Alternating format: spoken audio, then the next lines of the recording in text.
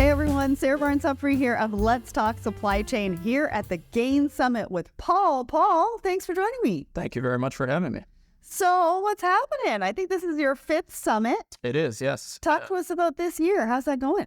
I think it's been great so far. We just came out from a really interesting speaker talking about some very deep topics. And I think one of the things that's really been cool about this year is the focus on the new tools, the AI, the machine learning. And I think it's getting us all excited to hopefully start using some of those things. Yeah, go back to your teams, tell them what's possible and get started. Yeah, exactly. And they'll be very excited about it. Love that. Love that. So tell everybody who you are, what you do, Sure.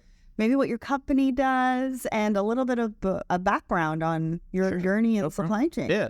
So my name's Paul Benhamou. I am the director of supply chain for Benco Dental. So if you're not a dentist or a dental practitioner, you almost definitely don't know who Benco Dental is, but we are a dental supply company. So we're the 3rd largest dental supply company in the United States. We're the largest privately owned. Our larger competitors are both public companies. And really what we do is we sell our products. We sell dental products to dental practitioners throughout the country. So if you go to your dentist's office next time and you sit down in the chair, anything you can see in that room, they can buy from us. So the gloves, the mask, the goop in your mouth, the chair, the light, the cabinets, everything. So Nice. That's really the business that we offer. We have a pretty large supply chain team. We're actually up to 58 people now. Wow. The company is coming up on $1 billion company. And so, it takes a lot of people to run that supply chain. So we've got, 2 kind of distinct parts of our business, which is our consumable side, which is really your inventory planning, your fast moving, gloves, masks, the things that practices are using constantly. And then we have an equipment side, which is really more project based because, if you're going to go out and buy, you're going to go buy a Ferrari or something, you're going to shop around. You're going to take your time. I mean, some people probably have enough money, they'll have to do that. But most people are going to take their time. And so the sales cycle is different. And of course, the inventory planning is different as a result. So, Yeah. and a lot of times people are building new offices. And so it's really a lot more project based. So, there's a lot of depth to the work that we're doing and variation. Awesome. Well, you're the director of global supply chain. So what does that role look like, and what have you done in the past? Yeah. So, I mean, my role is really I guess if I really distilled it down, is to set the tone and the rules and kind of the business processes that we're going to use to move our supply chain forward, make sure that, so to speak, the dials are turned correctly so that we're balancing our inventory with our turns and making sure that we're interfacing with our vendors and building relationships and trying to give ourselves a chance to, grow what we're able to do and, make beneficial relationships with our vendor partners.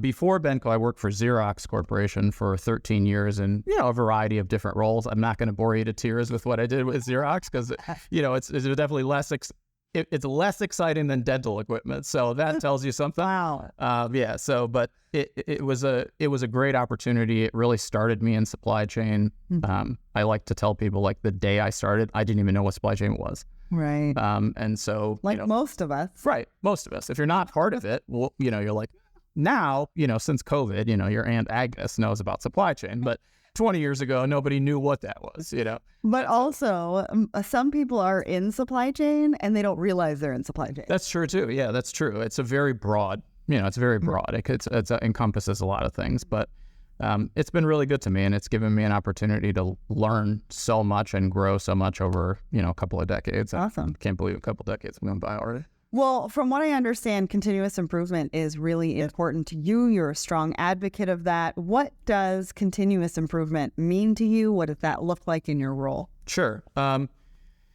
lot of people say, like, let's work smarter and not harder, and that's true, but it's also like, it's just a platitude if you don't actually have any real ideas on how to do that. So, for me, it's about time is the most precious resource we have, and how do we use our time more wisely? And so kind of in my role, and I've had the opportunity to take on new teams along the way. And really the way I like to look at it is, what do we spend our time on? And which of those things requires our personal expertise? Right. So when you look at the work you do, inevitably you always end up doing a lot of stuff where you're just kind of going through the motions, and you don't need that person to do it. It just so happens it's their job.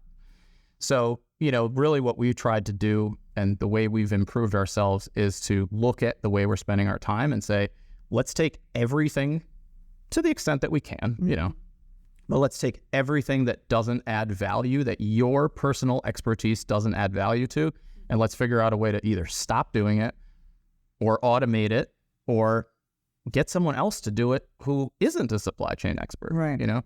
And so that's kind of been like the core of what we've done. And it's allowed us then to take the time we gain, because, if you gain time, but then you're sit at your desk on Facebook or I don't know, do people still use on MySpace? Let's be more current. If you're on MySpace instead, you don't really gain anything, right? So the way that you gain something then is by taking that time that you've gained and then reinvesting it in growing yourself, making smarter decisions, taking the time to really use the expertise that you have to benefit the company. Yeah, well, and innovate, be creative. Yes. Be more strategic, right? Bring ideas to the table. Exactly. Don't rush through what you were doing because you don't have time. Take the time to, evaluate the work and really bring what you bring to the table. So talk to me about transforming that mindset and culture, because when we think about technology implementation, taking on new technology, the technology is only 20% of that. Yeah. The rest of that really has to do with change management and the team, mindset, culture. What has that looked like for you, and how has Gains supported you in that shift and bringing people together? Yeah, it's a good question because, when I first started with the team, they had Gains for quite a while, but and they had leadership that had the foresight to say, this is a great tool and we can do a lot with this. Right. But that was sort of executive leadership. And their first level, I'm certainly not naming any names. I'm just saying that their first level leadership really was more focused on, here's where you click. Just go in and do just go and do the thing. And, I think so a lot of the thing I talk about a lot is the why, which seems obvious, but when I came on board and I had a manager at the time who was really in the trenches with me, with the team, is just trying to help everybody understand, why am I doing this? It's not just I go in, I click here, I click there. And that's really where we were, and through no fault of their own. It's a great group of people. It's just that no one had invested in them to say, when we teach you why, when we professionalize you, when you understand what you're doing, you see the opportunity to do things better. Yeah. And you then see the results of your work and how they impact the company. And so, I think at the end of the day, everybody wants to feel a sense of purpose and a sense of value, And so if we can give people those things, that changes the mindset. People go like, wow, what I'm doing is so important. And then they invest greater in doing it better and better and better. Yeah. Well, then they adopt ways that they can, like you said, do it better. Yeah, exactly. But then also leaves them space to be part of the team and bring ideas and do all of the things that they aren't usually able to do without that support. Yeah. And to that point, maybe for the first 6 months to a year, we were like, hey, we want you to do this differently. We want you to do that differently. But eventually, I don't tell anyone how to do anything differently now. They come to me and go, we want to do this differently. This doesn't make sense. We don't like how this works. We need you to help us support making those changes.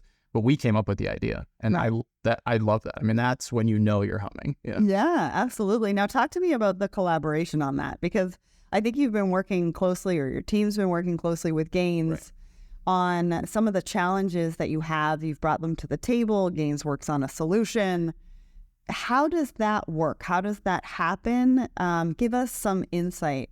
Yeah. So, I mean, it's evolved a little bit over the years, depending on who we were working with at Gains. But as from an overarching perspective, first of all, the team has gotten a lot of training from Gains. Gains has not only, at the Gains facility, but we've had them out to our facility a couple times, when we were in the facility regularly, although, things are evolving there too. But anyway, to really, I always felt there was huge value in them literally looking over your shoulder while you were working, because people don't have a tendency to say, people don't have a tendency to know what they don't know, so they've come to our facility, watch people, hey, we could be doing this differently.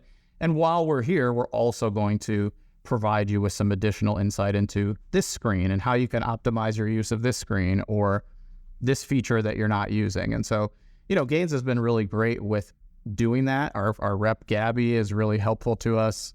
We have a bi-weekly meeting where we bring our challenges, and then, of course, we don't expect her to have a solution on the spot, but she's going to go back, she's going to work with her team, and then she's going to come back to us and say, hey, here's how we can do this differently, or here's your options. Absolutely. Now, let's talk about forecasting. Yeah. I think you've been able to do some process improvement when it comes to forecasting adjustments. Can you talk to us about how Gaines has helped you to improve that efficiency and also help you maintain fill rates? Yeah. So let me talk first about, the functionality that came from Gaines initially, and then how we kind of built on that and improved it. Yeah, would love that. Yeah. So the first thing is, Gaines helped us to generate what we conventionally call month to date, which means nothing to anyone except if you are there on the floor. But basically what it means is, we used to cycle our forecasts once a month because, of course, you don't want to be doing too much churning. But what they built for us is the opportunity to say, okay, if reality differs from your forecast by this % at any point in the month, we're going to show you those items and you're going to decide whether you want to make an on-the-spot alteration, basically. So that alone is incredibly useful, and it's something that came from Gaines that we didn't obviously have before.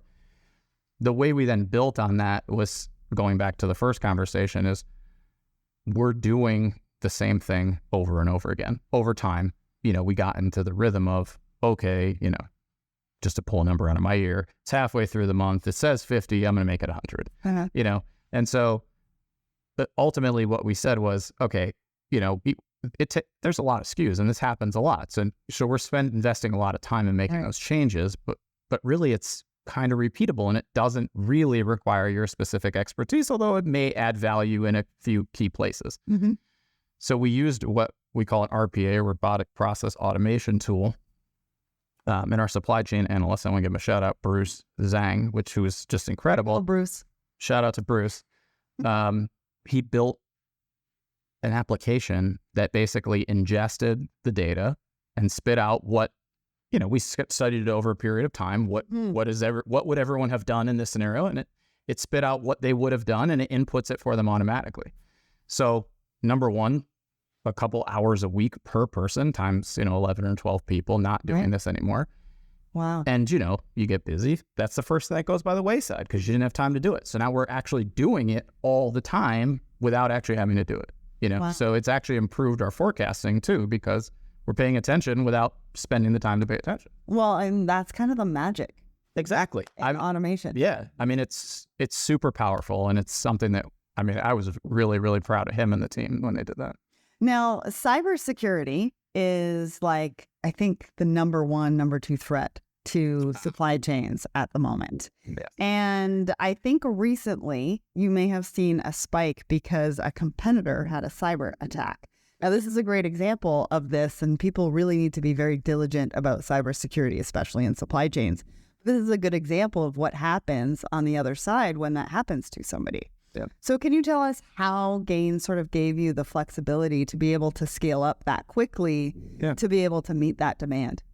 The interesting thing is when something like that happens, it happened, but you don't really totally understand the impact because are they going to be back online tomorrow? Are they going to be back online in a week, a day, a month, So we were kind of in the dark other than little bits that we were hearing. And so what Gaines we started to see our demand increase because people couldn't get products from them. And what Gaines really gave us the ability to do is to really hone in. I think we could have really gone by the day even, but we really went down to the weekly level. Because again, if they're back online next week, they'll take back some portion of their customer base week over week, So we don't want to go out there and say, hey, let's invest in 3 months worth of inventory today just because this might last that long. We were able to drill in and say, and even at the item classification level, for A items, for A and B items, the really fast movers, the stuff people aren't going to be able to do without until next week when they get back online. Yeah. let's increase our forecast by this percentage point. Mm-hmm. And it cascades across all the items. And so nobody, other than a very brief intervention by myself and by the gains folks, no one really had to do anything. It just became sort of transparent to us. And again, we could manage that down to the week so that we could adjust as soon as things seemed to normalize. So a part of your experience in supply chain has been using manual processes, Excel spreadsheets, like the rest of us. I mean, we've all grown up in supply chain, and technology necessarily at this stage of what it is has not been available to us until recently. And so a lot of us still even use Excel spreadsheets. How important do you think it is to adopt from spreadsheets into, the new day? The new day, yeah. Now, no knock on spreadsheets, because I love spreadsheets too, and I use them a ton. But like version 58?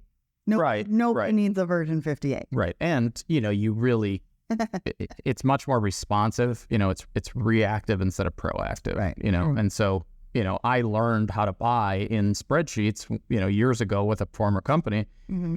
And there's some value to because now you have to understand, so you have to create the business rules by telling it equals if yada, yada, yada, but it's really much more valuable and much more important that people get into a tool that like Gains that allows them to have continuous processes throughout the organization and make sure that everyone's doing the same thing. And that's really where it comes down to, because your spreadsheet's got to look different than my spreadsheet's got to look different than another guy's spreadsheet.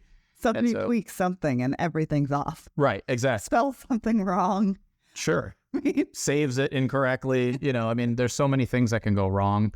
And, again, they're all created by the user. Whereas, the beauty of Gains is it's created by this huge team of mathematicians and experts who are delivering algorithms to you that, with all due respect to most users, you're not going to come up with on your own. Yeah. And I think customer satisfaction is important to you. We just talked about that cyber attack. You had spike in demand. That's not easy to manage while also managing customer satisfaction. So nothing leaves a negative taste in their mouth. True. Talk to us about how you balance that and maybe how Gains helped you balance that growth with the customer satisfaction so you were able to, keep those levels. Sure. And the cyber attack and the thing we talked about with the RPA tool and stuff, they're great examples of the end result is customer satisfaction. Because at the end of the day, customers want what any of us want, which is I go in, I order my stuff, I know when I'm going to get it, and it shows up when you say it's going to show up. So, being able to use those tools to be much more responsive and to adapt to, in the case of an attack, maybe rapid growth, but also, have a sense of adjusting quickly even to long-term and incremental growth. Mm-hmm. If you were doing it in a spreadsheet, you're going to use the same formula this month that you used last month. But as you evolve and as your business evolves, you're able to adapt seamlessly to changes. And, Gains is going to pick a new algorithm for you that's going to indicate growth on that product that you would not have done if you were doing it on your own. Right. And so seeing the things that you're not necessarily seeing. Exactly. And so, at the end of the day, like I said, it's just people want their stuff. That's what it is. We all want our stuff. I go in, I order my stuff, I want my stuff, And so how do we adapt quickly to that and make it seamless to them and not disappoint? Because also, if you're not delivering, some dentist office is down and has to cancel all those appointments for that day, potentially if it's a safety concern or surgeries. They schedule surgeries last minute and they need their products to deliver to execute that surgery. Yeah, I always say supply chains are the lifeblood of not only the economy, but human nature or human beings as well, because they're so important. I say the same thing. Maybe somebody will start listening to us at some point. But basically, we're basically... Agnes is listening. Agnes knows now, but, we want everyone to know. Everybody. Yeah. All right. So final question. Benco has been working with Gains for 15 years. How has that relationship evolved? Where do you see that going into the future? Yeah, I've been with Benco coming up on 8 years, so I can speak really to the last 8 years. I know prior to that, it was a lot of, getting the system going and helping users understand the nuances of the system and how to use it. I'm sure there was more to it, but I wasn't there to speak to it. Since I've come on and started working with Gaines, you know, we worked on having that kind of getting us to a point where we're continually improving, to bring us back to our first conversation, and, you know, getting us to a steady state where we feel like we're getting value every day. And I think where I really see us going now is they are introducing a lot of really exciting new tools, the AI, the ML, things that, you know, we're going to be able to take advantage of and are really exciting. I think are going to help us to constantly evolve and grow our business, which is really what I want to do. So I'm really excited about the stuff that they're introducing, and I can't wait to get sink into it. I can't wait to see what you do with it. Me neither. All right. Well, thank you, Paul, for joining me here at Gaines Summit. Thank you.